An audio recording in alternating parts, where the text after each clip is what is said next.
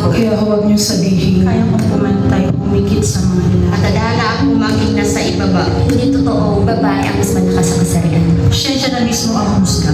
Babae lang ako. Panahon na para balik-tarin natin. Babae lang ako. Siya na mismo ang husga. Babae ang mas malakas sa kasarian. Hindi totoo. At adala akong maging nasa ibaba. Ayaw kong pumantay.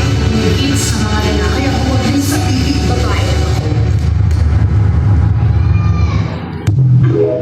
Wala kayong karapatang maliitin kami mga babae!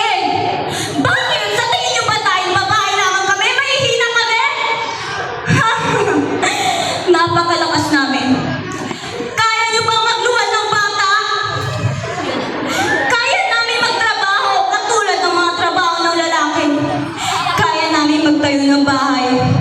Magtanim. Kaya anong karapatan yung maliitin kami mga babae? Siguro sa tingin nyo, mahihina lamang kami.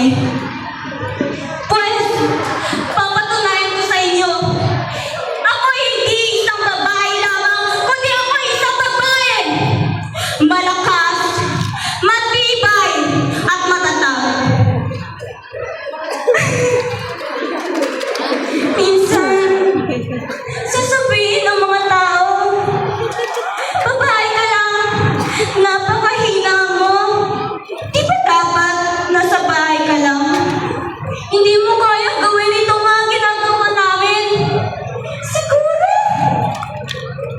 wala kang kayang patunayan sa sarili mo.